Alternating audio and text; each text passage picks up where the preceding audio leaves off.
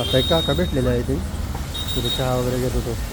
तर ते काय म्हणलं बोलता कन्स्ट्रक्शनवरनं वगैरे चाललेलं आहे. त्या काकाने सगळ्यात खतरनाक वन लाईनर मारला माहिती आहे. काका काय म्हणले एखाद्या माणसाचं काम बघायचं आहे, तो किती प्रामाणिक आहे, तो किती मार्जिन ओढतो. प्रामाणिक माणूस असा आहे कन्स्ट्रक्शनमधला जो 10 लाखाच्या आतल्या गाडीत फिरतो. तर जास्त 10,000 वगैरे 12,000 जास्तीत जास्त ठीक आहे. तो त्याच्या मीन्समध्ये राहतो आणि कामावर लक्ष देतो.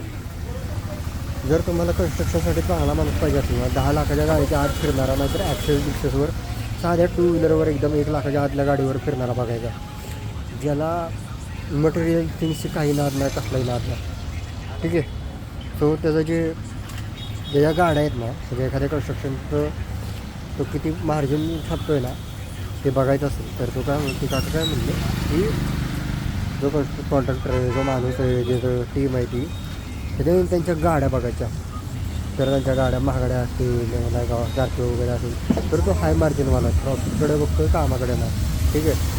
तो काम पण आहे पण त्यातल्या त्यात प्रॉफिट जास्त आहे. जर तुम्हाला प्रामाणिक ट्रान्सपरंट जर शांत एकदम साधा एकदम चांगला काम करणारा प्रामाणिकपणे जो कामाला महत्त्व देतो असा माणूस जर बघायचा घराला वगैरे कुठल्याही कन्स्ट्रक्शन बाबतीत तर तो कुठल्या गाडीवर फिरतो आहे ॲक्सेसवर बघा. मोस्टली ॲक्सेसवर फिरणारा माणूस चांगला असतो. कमी आपलं मस्तपैकी 1 लाखाच्या आतली आसपास गाडी असते ती, त्याच्यावर त्याची कामं होतात फोनवर वगैरे सगळी.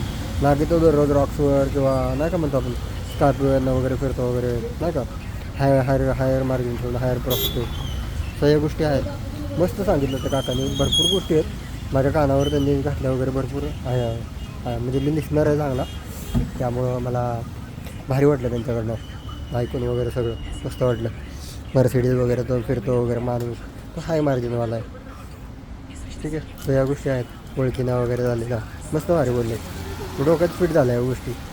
सगळ्यांना सांगू शकत कारण की काय त्या वाळूच्या वगैरे पण सांगितल्या त्यांनी गोष्टी, त्यामुळं ते नको बोलायला त्यावर ते बरं आहे. पण ठीक आहे मस्त सांगितलं, भारी सांगितलं.